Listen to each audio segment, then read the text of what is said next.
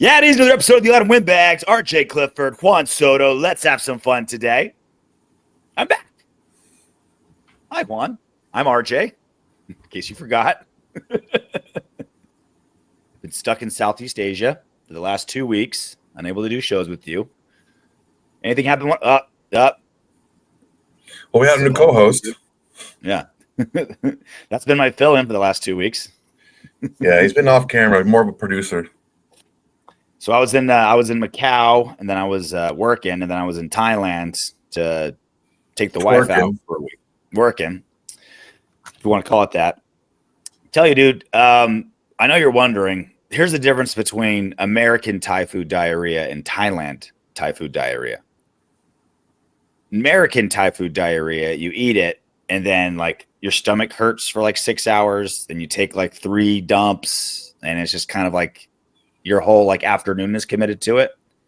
In Thailand, you eat, you feel great, and then 3 hours later, you diarrhea, and then you're done. It's just like a one and done. You know what I mean? Mm-hmm. So it's like that you can tell like the fresh ingredients of Thailand give you just that real quick diarrhea as opposed to that like afternoon long American diarrhea. Yeah, because you have to like shit out all the disgusting food you ate before that. Mm-hmm. Like your body's used to it, so those are like the freaking cork, and then once the cork's gone, the freaking wine flows. Yeah, so it's just been a steady, so for just like a week, it was just clean dumps the whole time. Then I got back on Monday, and I immediately had to go to taqueria as kind of like a way to like do that to yourself, get back to it, like to it's like hair of the dog. You know what I mean? It's like to keep it from being hungover. I need a transition. You know, I need an American Mexican diarrhea to counteract my Thailand diarrhea.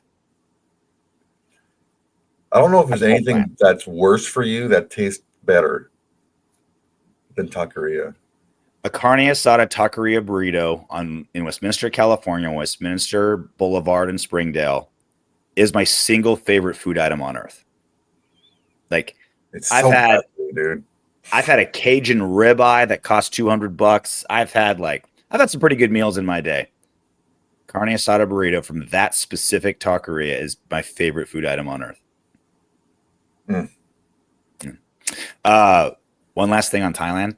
If you ever feel like you're a bad parent, for any of you parents out there, just go to Thailand and you'll see on a consistent basis dudes on motorcycles, and then they would just put like their 4-year-old daughter like on the handlebars, just like driving down the highway, or just like a 2-year-old strapped to their back on a motorcycle going 60 miles an hour down a street.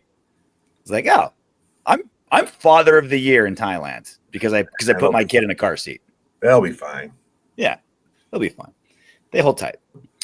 All right. Well, you did a whole post game show as always after the Friday game, the Black Friday Chiefs game, and that's probably the most depressing I've ever seen you, Soto, on that video. That sucks, man. Because look, here's the thing, and here I think the fans at home can appreciate this.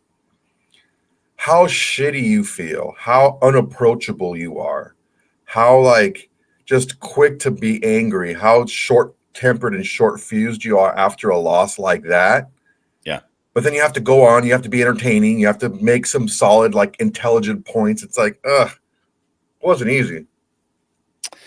And so like, you know, if you guys want the entire breakdown of that, go check it out. It's on there. It's on podcast and YouTube. But just a couple quick things on that. Again, that's for the full breakdown. But Aidan O'Connell, man, 340 yards, 2 touchdowns, no picks.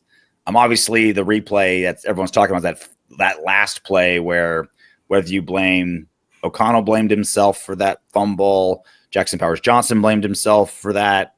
Antonio Pierce should be taking all the blame for putting him in the situation to begin with. Antonio Pierce did not blame himself whatsoever. And he didn't, right? Like, why are you rushing to that spot? Anyway, outside of that play, pretty good game by Farva. And we keep talking, you know, I think there's still a lot of Aidan O'Connell loyalists that really want him to, you know, to be something. I think it's clear now that he should have started over Minshew, but that's neither here nor there. He seems to have jived with Scott Turner pretty decently. We'll see what happens with the Bucs on Sunday to see if this keeps going or not. Because it's always like when you have a brand new offensive coordinator, new quarterback, you curveballs because there's no good tape. You can throw defensive coordinators off. So now there's a little tape. We'll see how things go on this Sunday. Anyway, really impressed. Really impressed with Aidan. And only like, dude, I stopped and thought about it the other day. Like, this dude has had 4 different play callers in a season and a half. Like, yeah. Like multiple head coaches, multiple offensive lines. He's started and then he didn't, and then he's hurt, and then he's not, and then he's pulled and he's back, and he's just working hard, being steady. Call me when you need me. And it was really, I'm just saying, it felt really, really good to see him have a really good game. He had like 4th in yards in week 13. Like it felt awesome despite that bad loss. And you're just like trying to find silver linings. You know how I'm kind of a sociopath. I don't like the players are just like, they're just there to make my team better. And they're disposable. But even my cold black heart, Soto, felt good. Felt warm for our boy Farva. Yeah. I mean, like, I want to preface what I'm going to say with Farva clearly looked the best a quarterback that has played for us has looked in 2 years. Clearly. And from that showing, it looks as if he should have been the starter from day one. The problem is he didn't show this in day one. The problem is the brunt of Getsy was shouldered by Minshew. The bad offensive line play, the bad play calling. I'm not saying that he would have been as good as Farva was this last game. But once Scott Turner took over, Minshew had already been broken for the season. Now, had this version of Farva showed up day one, yes, clearly he should have been the starter day one. But he didn't show this day one. So to say that he should have clearly been the starter from the beginning, it's easy to say that now after he had his best game of the season or his best game of his career. I'm not gonna count that freaking Charger game. They didn't want to play that day. But I believe this was the best game of his career. Now, if he showed this in the preseason, this is exactly what I said he should have showed. Take deep shots, get the ball out quick. He had something like almost 10 yards per completion. That's a freaking crazy stat. But yeah, this is the best I think he's ever looked. If he continues to play this way, then I think the combo of the Turner and Aidan O'Connell is definitely something that we need to look at as a positive, because he's definitely a really, really strong backup, mid to lower tier starter overall. I don't want to be a prisoner of the moment because we've seen a lot of him already. This is his 14th start, something like that, 13th start. So we've seen plenty of this guy. And really, really quick to go back to that last play, you talked about, kind of glanced over AP.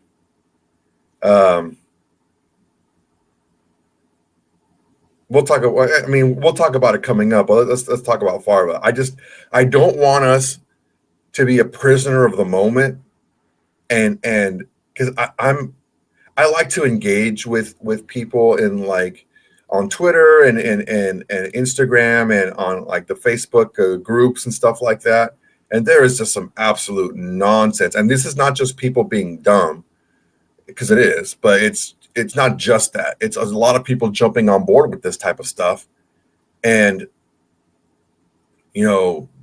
draft Travis Hunter and let Aidan O'Connell cook. I'm like, wait. What are we doing here? Why are we so in love with average?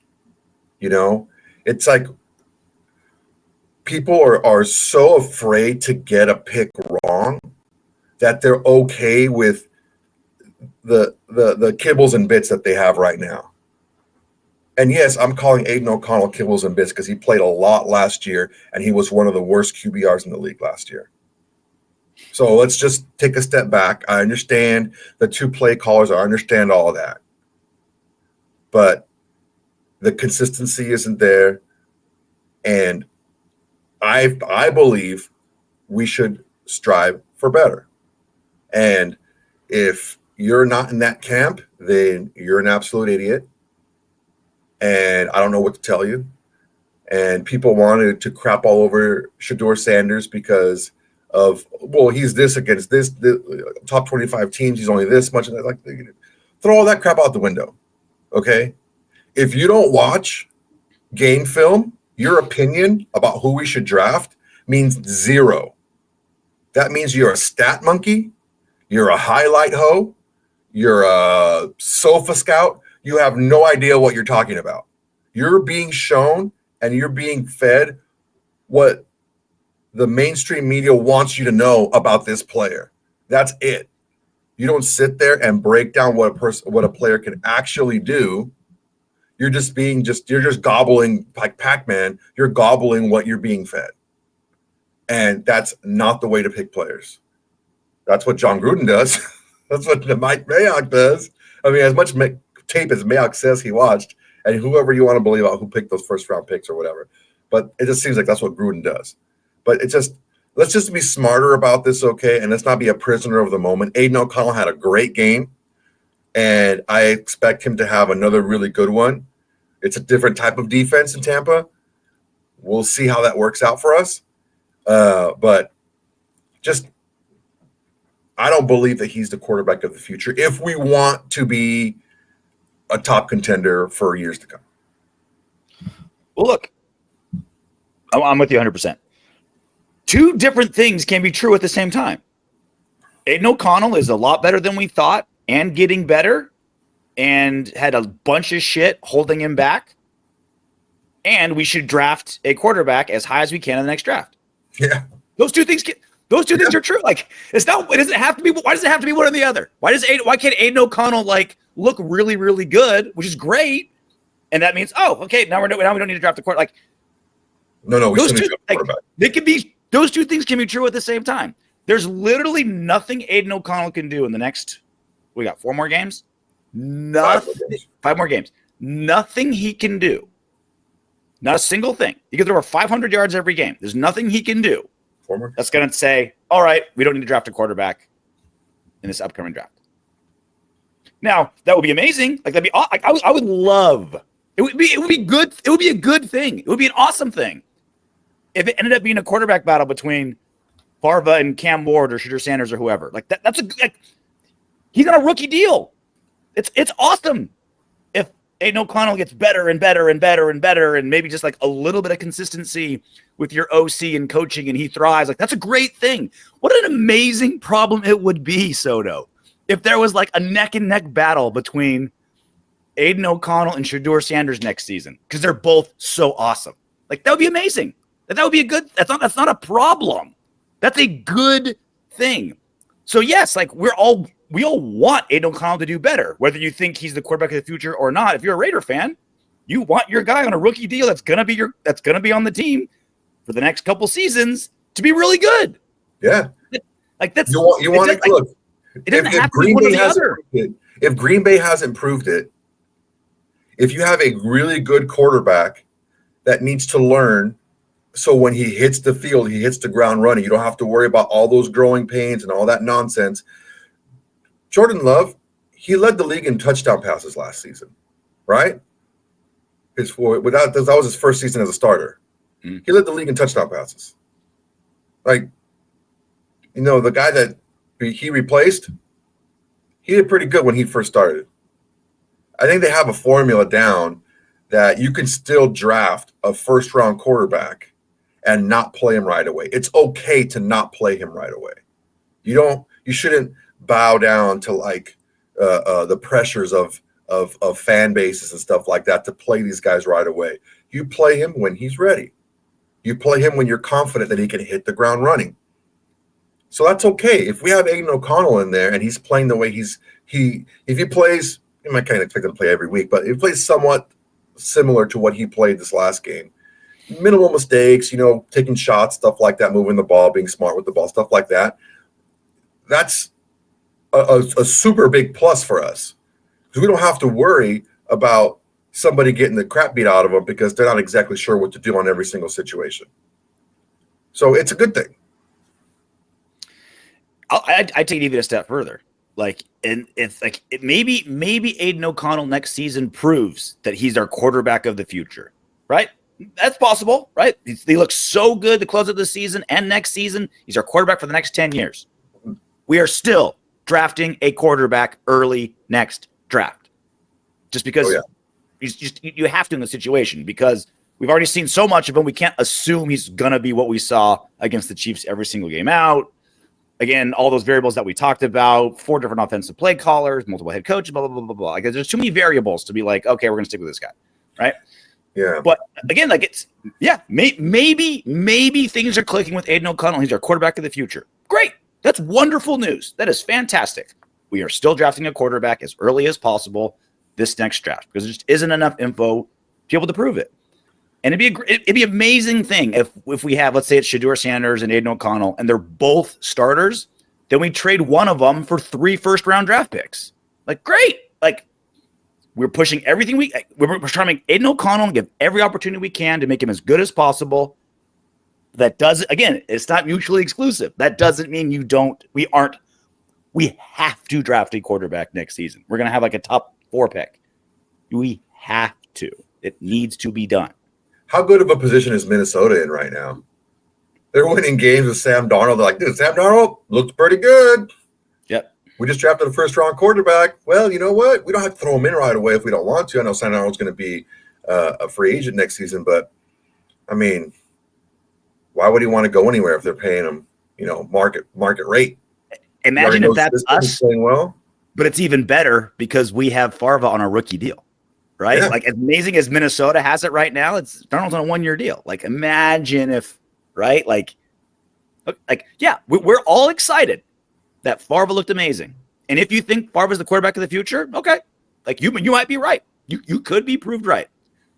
And we will give you all the flowers and all the props for being right. But we still have to draft the quarterback. Yeah. Because look, and I think we get stuck in this mindset that players get better every single season. Mm. It doesn't work that way. Some players top out early, and some players max out. They reach their potential fairly early in their career. Offensive fit with the coordinator, the coach, the weapons, the line. There's a million other variables too. Yeah, it just now if Aidan O'Connell showed that he is who he is this last game, and that's who he is, and he's one of the top passers in the league. He didn't get hurt, like a month and a half ago, and he's been that guy consistently. I understand that. Okay, maybe we wait a little bit later and develop a guy, but Aidan O'Connell is the guy. He's one of the guys that it's like an emerging talent in the NFL and this and blah blah blah. One game is not going to change your draft. It shouldn't change your draft strategy. If that changes your draft strategy, I pray and thank God that you're not the GM of this team. It shouldn't. You need to get the best talent you can. How many times did we not draft a quarterback at all, and we just rolled out with what we had? I don't know. It's like we got to get out of that mindset. We're getting stuck in that same mindset. And again, I said it before, and I'll tell you guys again, stop comparing who we have to who we have on this team and who we've had on this team. Compare who we have right now to who he's playing against the current players and other teams. And how does he rank? That's what you need to compare the players in our team to. Because we get stuck in that little cycle, we get stuck in that little vacuum of comparing, well, he's the best quarterback we've had since blank, or this quarterback is better than anyone else we have. We need to stick with this. Well, no, because there's better people out there. A lot of questions about who's going to be where next season. Quarterback, of course, one of them. The head coach is obviously a question with only 2 wins here after 13 weeks. Who's going to be the head coach? Here's Albert Breer on the Friday broadcast after Chiefs Raiders? There's a lot of uncertainty, certainly, that's being felt on the part of the coaching staff. They've been given no assurances on 2025, and there's a lot of buzz league-wide that Antonio Pierce could be one and done as the Raiders coach. Now, on the flip side, as you guys could see tonight, he's got the team playing very, very hard. They've gotten younger. They've gone from having the third oldest roster in the league last year to the sixth youngest this year. Those young guys are developing, and the move to Scott Turner as OC seems to have really worked for him. Now, the one thing that we don't know is how involved Tom Brady would be in any sort of decision that Mark Davis makes on this going forward. So not anything concrete there, kind of more or less what we expect. Like, yeah, is AP going to be coach next year? Maybe, maybe not. He certainly hasn't earned it.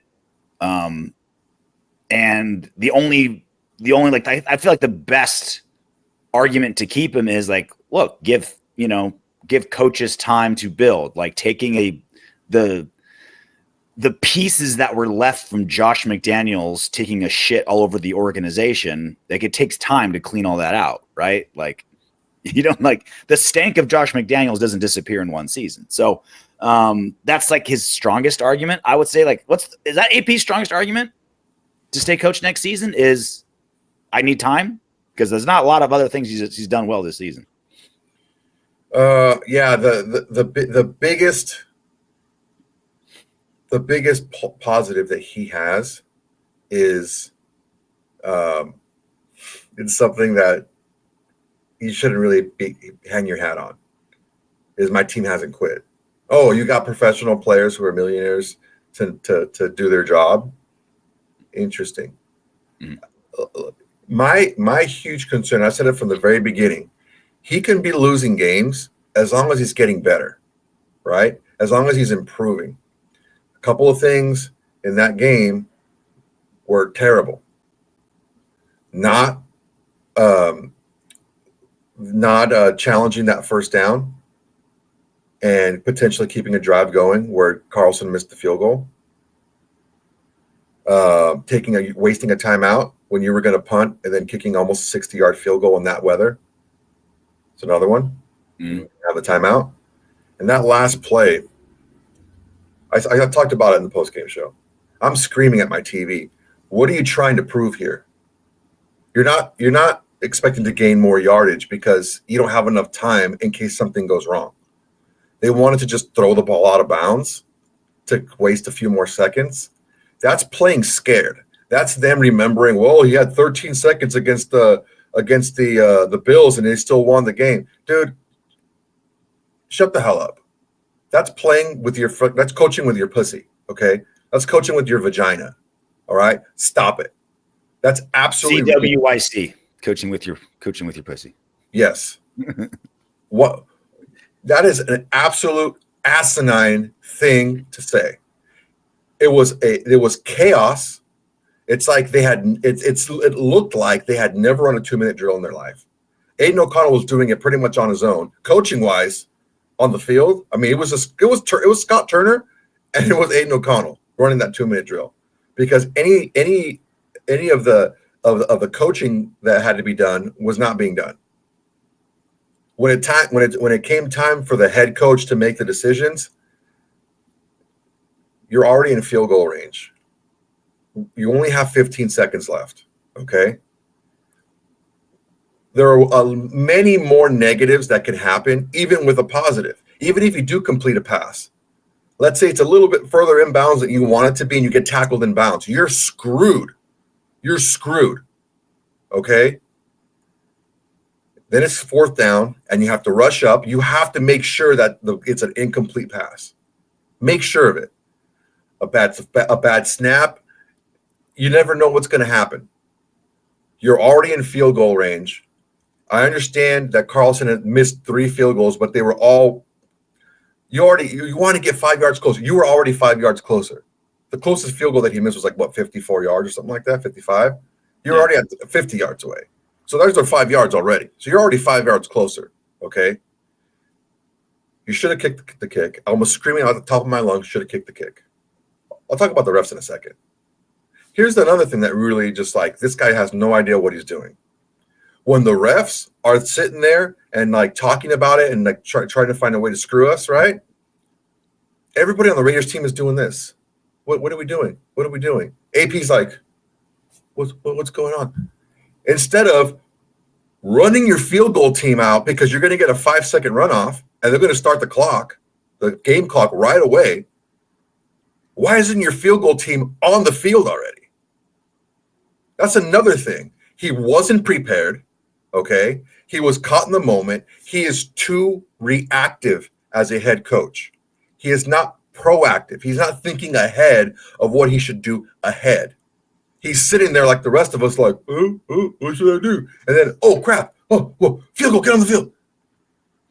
Absolutely awful as a head coach. And then to top it off, he is asked directly in his post-game, in the next day press conference, what will you do differently? And like a petulant child, nothing.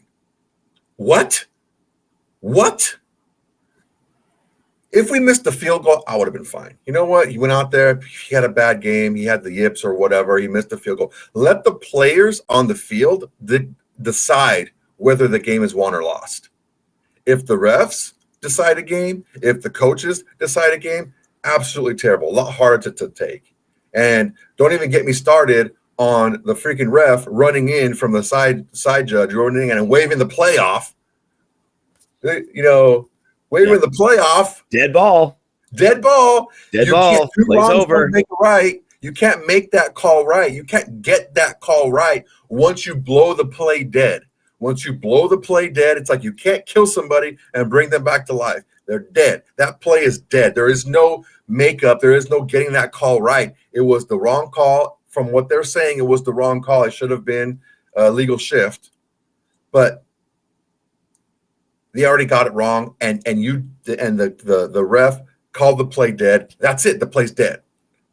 There's no, no, there is none of that.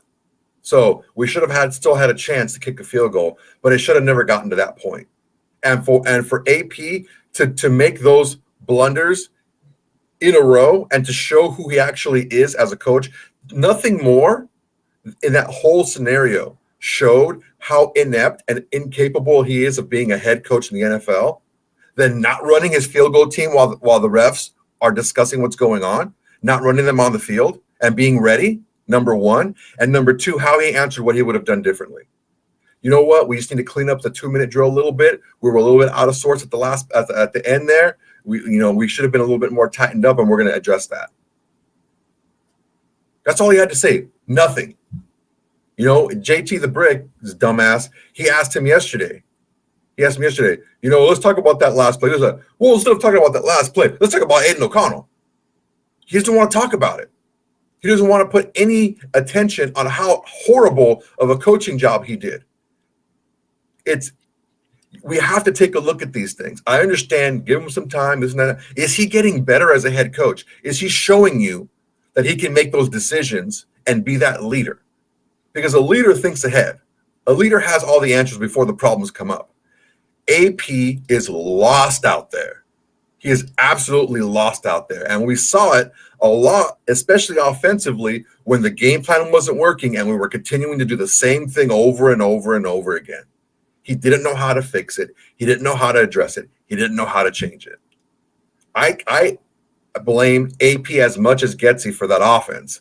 Because if he was that hands-off, seeing how terrible he was, he allowed it to happen. And what happened? What did he say in Casino? Either he was in on it or he was too stupid to know about it. Either way, he's out. AP's thing is he just can't get out of being a defensively minded coach. He just can't. So like when you were saying he never looks ahead. It's like sometimes he does, but at the expense of the now. He was like, all right, they'll have 13 seconds left. We've got to get that down to 4. It's like, fuck, get the points first. Like, worry about the now. You're already thinking as a defensive-minded coach, what's going to happen when Patrick Mahomes gets the ball again? And he's done that. That worked out for the Bills last season. They had that sting still last season from 2 years ago, and they ended up not scoring points at all. Because he's done that multiple times. He's done that multiple times this season, right? You'll have like a minute and a half left in the half. You're like, well, we got to run the clock out because we don't have enough time for their offense. It's like, what about our offense? And they still end up scoring. Like, you got time, like score. And so I think that's like like everything you're saying is right, but I think that's the core of his problem. Like inexperience, obviously one, but two is he's just not getting out of a defensive-minded coach and thinking about the entire thing going on. And he'll think into the future because he's thinking defense at the expense of the now. And when it's defense, he's thinking of the defense at the expense of the future. I think that's kind of the core of where all his problems are. And I think as we talk about like all the things he's done wrong, it doesn't seem like he's improving. The improvements that are happening on this team are kind of not because of him, right? Like Scott Turner and this offense has found a little bit of a spark in the last 2 games. That's not AP. That's not his doing, right? It's Scott and Norv. It's Norv. I would love to have Scott back as long as Norv is there with him. Mm-hmm. So that's the other big part. And so when you start thinking about like, okay, we know we can all look at what Antonio Pierce has done this season and what he's done well and most, all the things he's done bad. And I still think the biggest argument for keeping him is simply just you often need to give coaches multiple seasons to build something, right? New GM, new coach, and the cupboards were pretty bare, right? Not a lot of help, not a good quarterback there. O-line kind of a mess. Like, okay, like you didn't have a lot going for him. It shouldn't be this bad, right? Do you realize we don't have a single fumble recovery this season? Not one. Wouldn't doubt it. Not one fumble recovery after 13 games, after 13 weeks of football. That's crazy. That's absolutely nuts. But when we go into next season, you're like, all right, is AP going to be the coach or not? It's like with quarterback. You don't think like, all right, has this guy earned it? It's what are the options and see the best option. That's how you have to look at it.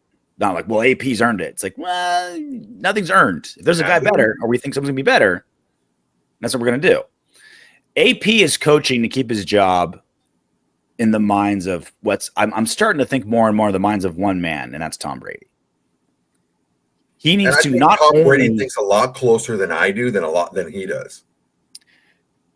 AP needs to not only like he can't just like because if Tom Brady comes like if you're Mark Davis and you're like, okay, here's like the 5-year plan that AP gave me, let's let him play it out. When a new decision maker comes in, all those old plans are out the window. That's gone. It's like, I know what you wanted to do a year and a half ago, but this is a new regime. I'm a new decision maker. We're going to have a top 4 pick, maybe the number 1 overall pick. This is a time to reset. This is a time to change. We've got the sixth youngest team in football. Like this is the time to grow something here, right? So not only is AP having to overcome how bad this season's gone, all the things he did great to end last season, right? Number 1 defense, number 1 in penalties, great turnover margin, all that's out. Oh, all that's gone. It's now opposite of all that. He needs to overcome everything he's done bad, and he needs to be one more step up of I can't lean on, well, I have a 5-year plan. It's only been 1 year of that. And then he has to compete with all these free agent coaches that are out there with ties to Tom Brady that have had tons of success. I'm not saying we should go get Bill Belichick or Brian Flores or Mike Vrabel, but all 3 of those coaches got pretty solid history in one way or the other. All 3 of those guys, they got a thick resume. Dude, Mike Vrabel won with Ryan Tannehill, dude. And he got his team to play just as hard. Brian Flores was on the very, very rare NFL team where the owner was trying to tank, and Flores still willed their way to like 500. Dude, he dangled what was like $100,000 a game that they lost in front of him, and Brian Flores went like this. He said, "No, I want to win." If that isn't the most Raider shit I've ever heard in my life. So that's who Antonio Pierce is coaching against, not just himself. I've done enough to earn it, or I haven't done enough to earn it. It's you now have to prove that you're better than everyone out there. And that's just the 3 Patriot guys' relationships to Tom Brady. We're not even talking about like college coaches coming up or any other coaches that are fired or any coordinators, maybe John, the OC of the Lions, Johnson, like we draft the quarterback that he has a wet dream for, and he wants to be the Raiders head coach or something like that. Like these are all like possibilities, right? Like these are all options, and these are all things AP is coaching against. The more I think about it, I'm like, dude, I don't know how the fuck he's going to be coached next season. Even if we love him, there's definitely something to giving coaches a few seasons to get their thing going. There's something to that. That's not just a saying or hyperbole. That's real. That is a real thing. Show you something. You have to show you some. It's no different than a player. The player has to show you something. They have to show you that there's improvement there. I haven't seen the improvement. The improvement that I've seen has been on the offensive side. His coaching itself has not gotten any better. Someone had the freaking balls to write me that he's getting better as a. I'm like, is there any game that you can think of where he's outcoached the opposing head coach? No. Is there any game that you can think of where he hasn't been outcoached? No. He's not getting better. He's not getting better at what he needs to get better at. He was already a great motivational coach, but he's not getting better at the other stuff. What happened to Eberflus? Huh? When he wouldn't take accountability for his mistakes. He got fired. What happened to AP when they're trying to freaking call him out? He stonewalls. It's ridiculous. Absolutely ridiculous. Another report from Albert Breer. Apparently, there's a calling on high to draft a quarterback. So what will be the deciding factor? I've heard the football people there, Las Vegas, could be under a mandate to draft a quarterback in April. And if that's the plan, whoever the head coach is will have a pretty big impact on who that quarterback is and how he develops early in his career. This makes the question whether Mark Davis believes Pierce would be the right guy to captain the ship. That's another layer to this, right? So if there's like a mandate from on high, I gotta assume it's Mark Davis. Who else could it be? He does love his mandates. He loves his mandates, right? A woman date or a mandate. He still loves dates. This is another thing that adds kind of a curveball to this situation. So if you're going to like put your franchise, and when you draft a quarterback, and pick number 1, 2, 3, 4, whatever, that high up in the draft, you're kind of hitching your wagon to the success of that quarterback. Everyone who's involved in that pick kind of hitches their career to it on whether that quarterback sinks or swims. That's just how it is in this league. We like too often, because we're the football fans are like, oh, they all just want to win. They just want the team to win. Every single person involved in every single football team is still a human being who their number one priority is their success in their career. Preservation. That's still the number one. They're humans. I'm not saying they're bad. That's natural human emotion. That's how they think. How can I advance my career? How can I not get fired? And there's varying degrees of that. I'm not saying they're all selfish, but these guys got wives and kids and kids that got to go to college and bills to pay and career aspirations. And so when you draft a quarterback this high, and it seems like it's the no-brainer thing to do, and if it's a mandate for Mark Davis, obviously that's what's going to happen. Are you going to hitch your wagon to Antonio Pierce developing Cam Ward or Shadur Sanders? Is that what you're thinking?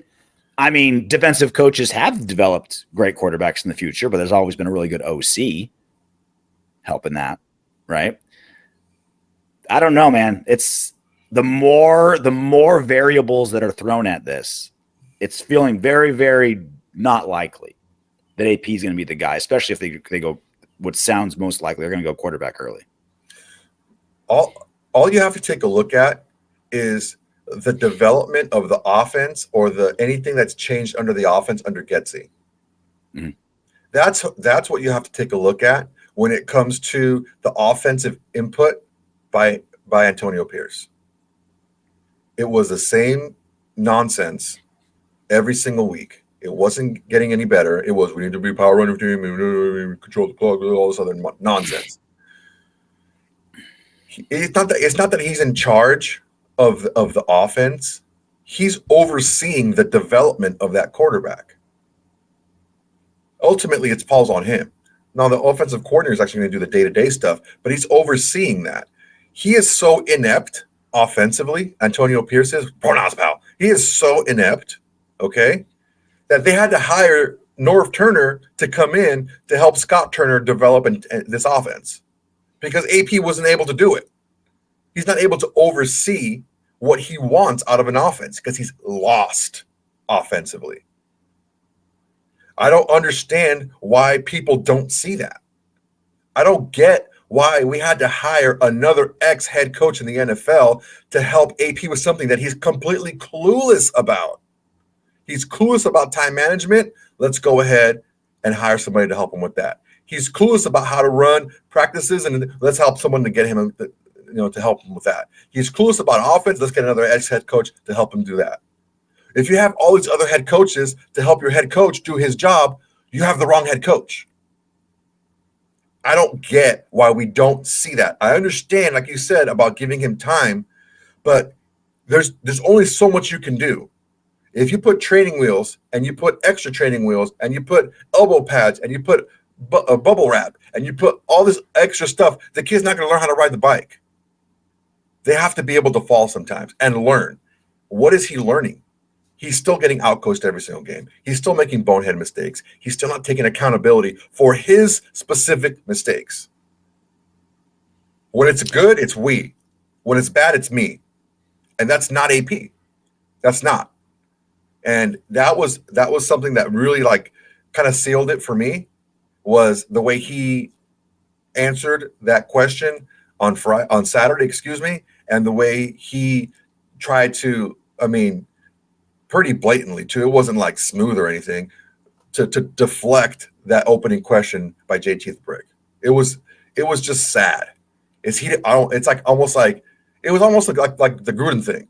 I don't want to talk about that anymore. We're going to move on to this. Like, wait a second. No, you don't get to control the narrative about what's the story. Well, if JT the Brick is interviewing you, you do. Yeah. Well, I asked him the question, and I asked him the direct question. Yeah, dude, he's such a freaking hack, dude. I used to be a really big fan of his, and I still listen to him, but he is he's worse than Hondo. He's worse than any of these guys. He is the absolute worst. He just has such a sweet name, JT the Brick. You're like, oh wow, this guy's gonna be great. JT the Brick. Rick. I always joked with AJ Hawk. I'm like, you wouldn't have been a first round pick if your name wasn't AJ Hawk, like the coolest name in football. Yeah, I didn't play 12 years in the NFL or anything. Yeah, he would have been like a mid third rounder. He is. What really irks me about JT the Brick? He's like, I've been on this in this franchise for this long. I'm the flagship. This time, this and that. I'm like, yeah, like this organization has shown that they're really adept at getting the best people for the job. Get out of here, dude. He's a fan and all this, but dude, he is such a punk, dude. He is such a punk. And he's old as shit, all right? And he still thinks he can fight. He's like, yeah, everyone wants to bash me, but they won't say it to my face. I'm like, why not? I'll say it to your face. I'll tell you straight up, JT, I'm a fan of yours. I listen to you every single day. But I think you're kind of a punk sometimes. And I think that you're a hypocrite. Oh, let's not talk about firing AP. As soon as the Yankees was, what did he say? You got to fire Aaron Boone. What, dude? What? Get out of here, dude. Get out. Go somewhere with that. Go. Just keep talking to all the Raider fans who don't know what they're talking about. Keep pandering to those guys. The people that know what's up, they listen to guys like us. So we're on the road on Sunday. Morning game, Raiders at Bucs. Bucs 6.5-point favorites with 13.5 against the Chiefs. It's kind of wild. Long week for the Raiders, which is always nice, right? 2 extra days of rest with a Friday game. That helps. But you're traveling to the East Coast, so it kind of evens out maybe a little bit. Bucs are a 6-6, which is good enough for first in the NFC South. So they obviously have a ton to play for. They are in the hunt of winning their division, making it to the playoffs. They have been riddled with injuries, specifically defensively. And of course, with Mike Evans, he was out for a long time. The offense kind of got their groove a little bit when Mike Evans returned. But they have a whole lot to play for. The Raiders, we've been out of the playoffs. We were technically mathematically eliminated last week. The whole like officially, it's officially official now. The math actually mathed, even though we all knew the situation. Oh, we knew. But they got a lot to play for. And we remember what happened last time Baker Mayfield played the Raiders. 2 days of practice, and he was able to lead the Rams to a victory on a Thursday night. I'm very curious to see what Aidan O'Connell and Scott Turner have for their next game together. Very curious there. Can Brock Bowers continue? Like he's been amazing all season. Can he keep being like a double-digit 140-yard guy when every defensive coordinator knows what you got to do to stop? What are we going to do at running back now? Since McCormick looked not bad, he looked probably the best our running backs looked for the Raiders all season last week. Is he going to be there? A lot of eyes on the offense for me on Sunday, Soto. Yeah, it's going to be a unique test. It's a different test. As for the Bowers thing, that's who he is. He had their best DB on him most of the game. He was cooking McDuffie.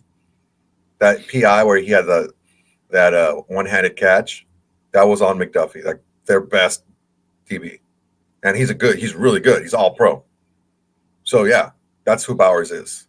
They're going to keep moving him around, and they're going to keep finding ways to get him the ball, and that's just who the guy is. I said it out in the post-game show. One of the things that we learned in that game, few of them, were McCormick needs to be our running back one. He's looked the best out of any running back that we've had this season, running the ball. He's a second-year player, right?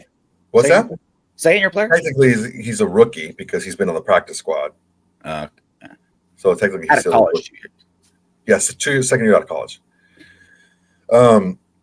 So Brock Bowers is the best tight end in the league, and he's one of the best pass catchers in the league.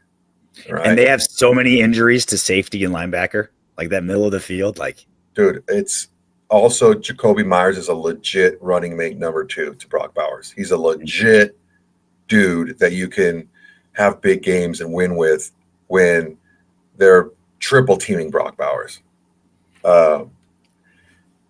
The other things that I said weren't so positive, so we're going to keep it positive right now.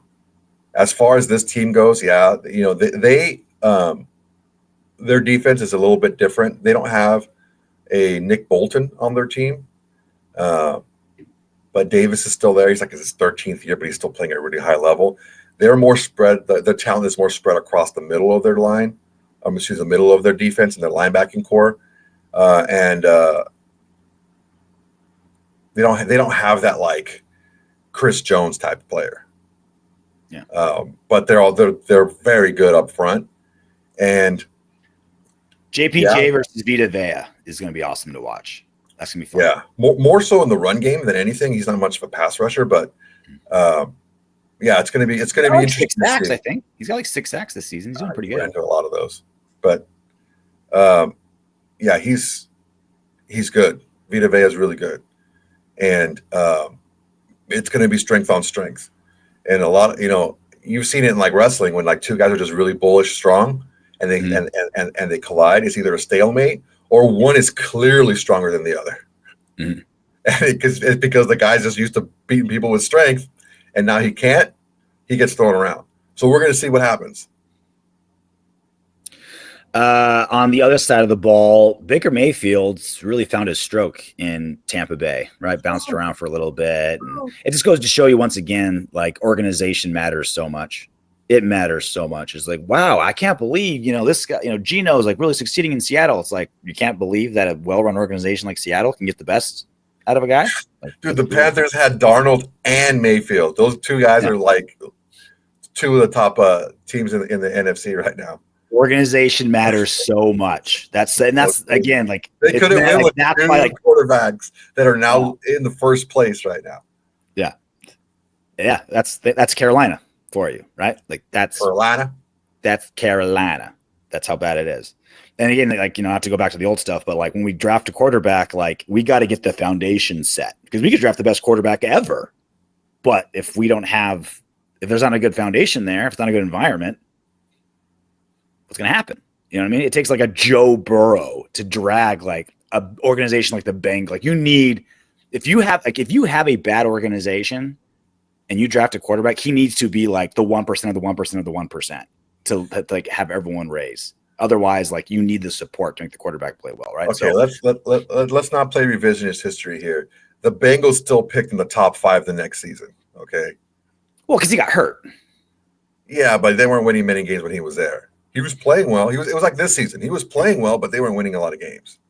Yeah, he got hurt, and then when he was healthy, he like bad O-line, not a great defense, and he dragged them, with 3 number 1 wide receivers too. In fairness, that receiving core that Super Bowl year that's when we had everyone hurt, and we were just like, fuck, can you just give us one of your receivers? Just like one. They're so insane. That's so many. Anyway, Baker Mayfield's firing this season. He's like, and with all the injuries to Tampa Bay, he's kind of Joe Burrow light, where he's just kind of single-handedly trying to like drag this team, this offense into success with so many injuries. And he's one of those guys that the Raiders often struggle with. Off script, rugged, not technically a running quarterback, but definitely can when he needs to. Super tough. Like he'll pick up a couple, yeah, few first downs with his feet a game. Yeah, like if it's 3rd and 7 and you let him, he'll get 9. Like one of those guys. And again, with all of our DB injuries, like who's going to cover Mike Evans now that he's back? Nobody can cover Mike Evans, dude. You know what I mean? We just got to wish for a bad pass.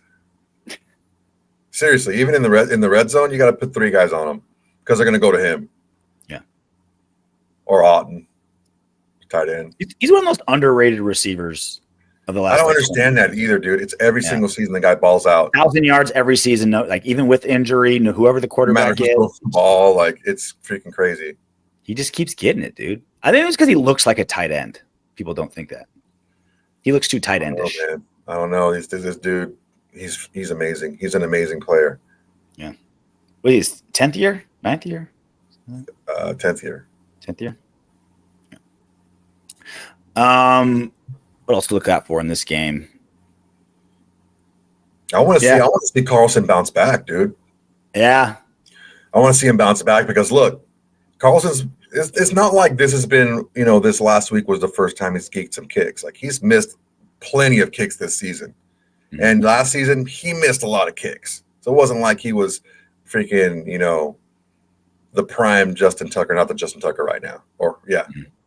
But we'll see, man, because if he doesn't, might be time to move on, man. Because that cliff comes pretty quick in the NFL.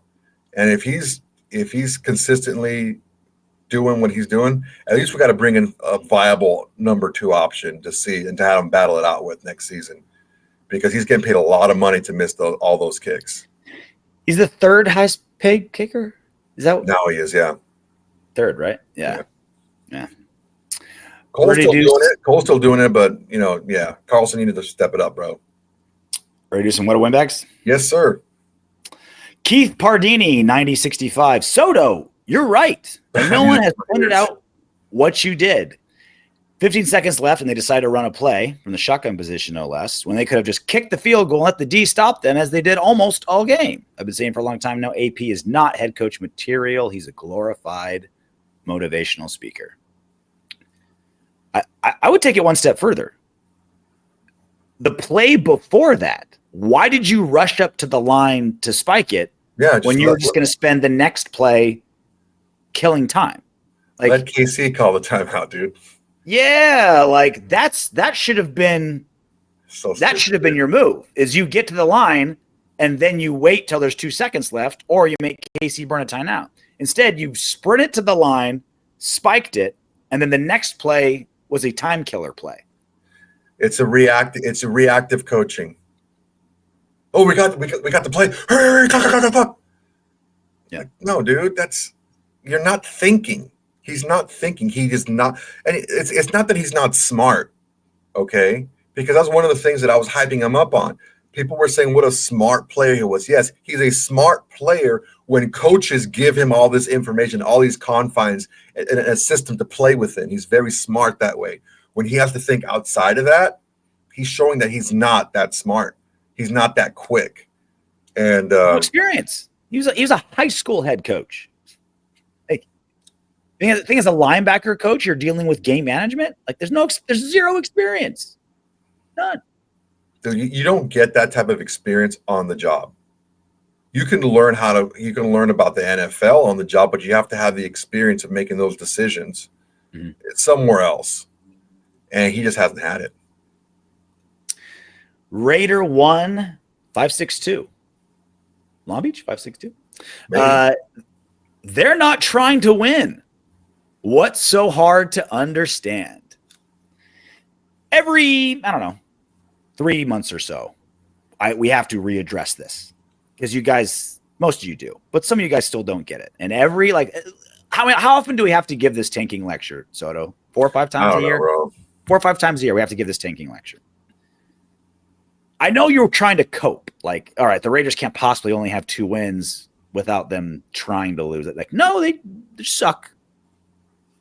Raiders. There's a lot of things going against the Raiders. That some things they can't control. A lot of things they can't control. I mean, look at the quarterback situation. Look at the turnover margin. Look at the penalties. Look at the injuries. Look at the head coach. Is it really that shocking that the Raiders aren't good? Who was trying to tank exactly? Who is trying to lose? Answer that question. Who is trying to lose? Not AP. He's trying to win. His job depends on it. Mm-hmm. Not Luke Getsy. He's fired now. He was trying to win. Not Gardner Minshew or Farva. They're trying to win. Who is trying to lose? Who's like, okay, we're going to make the Raiders lose now? Who is this person that's doing that? And what power do they have to make that happen? The Raiders aren't tanking. Now that they're out of the playoffs, like they're playing for the future, but they weren't trying to tank. You don't sign Christian Wilkins to that kind of money if you're trying to tank. You don't sign Gardner Minshew with $15 million guaranteed if you're trying to tank. You don't sign AP to just a 2-year deal, prove it year, if you're trying to tank.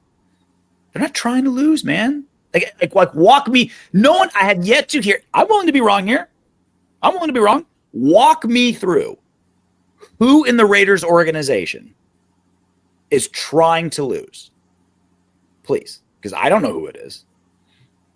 The issue that we're running into is that we have people that are so fixated on the moment, and they're only looking at things that reinforce what they believe. I'm going to take a step back on this because I'm tired of addressing it. Let's wait and see what happens with Antonio Pierce and Raider 1, 562, because I'm never going to concede ever that AP is trying to lose games on purpose. Are you going to concede if he's fired that he was losing games on purpose just to get fired? Because that's really great career management. Yeah, right. You get thrown an opportunity that you shouldn't have, right? What like linebacker coach who's been coaching in the league like 3 seasons gets to be a head coach? Like, you got a winning lottery ticket, and you're like, and he's just like, no, I'm gonna rip it up and throw it away. It's not worth it. That's not worth the opportunity. I actually want a career in insurance sales. I'm just killing time now as a NFL coach. So dumb. Resplendent Raider. Sweet name. Beard on point, Soto. Finally getting that those compliments you've been looking for. Before almost every show, Soto's like, how's the beard looking? It's been growing, looking good. And I was like, it kind of looks the same to me. But apparently the viewers think different, Soto. Yeah, because you're an asshole. And Resplendent. I really don't have strong opinions on male facial hair.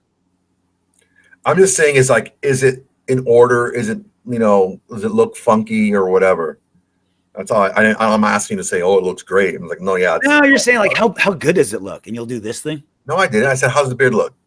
I say that. That's all I say. Yeah, how's the beard look? No. Don't make shit up. You Don't kind of make give shit your up. beard a hand job before show. No, don't make shit up. I say. Yes, you do. How does the beard look? You do so. How does the beard look? That's it. That's all I say. And you say it looks good, huh? Nope, It's I didn't nice. say that. I didn't say that. Yeah, Nope. you do. Nope. Yes, you did. Prove it. Well, in fairness to you, it sounds like I'm the only guy that doesn't like it. It feels like I'm the only guy that doesn't like it, or not that I don't like it, but isn't resplendent. It's okay. I know you don't like it. I know you're a hater. You're a hater, bro. So that's it for us. I'm back. Finally. Jet lagged as hell. Still here. We'll do a post-game show on Sunday, as always, when the Raiders take on the Bucs out there in Tampa Bay. And then I actually head to Tampa next week. The UFC's in Tampa next week. Why couldn't have they done it inverted? Because I could have stayed in Ipso facto. Yeah. You hit up Mons Venus or what? You'd think the Raiders would be more cognizant of my travel work schedule when making their schedule, but drop the ball again. One more thing that the Raiders screw up. Until then, knock on wood if you're with me. Hey, you made it to the end of our video. Great job. I know you want more. Go ahead and click the next video, and if you're feeling crazy, go ahead and subscribe.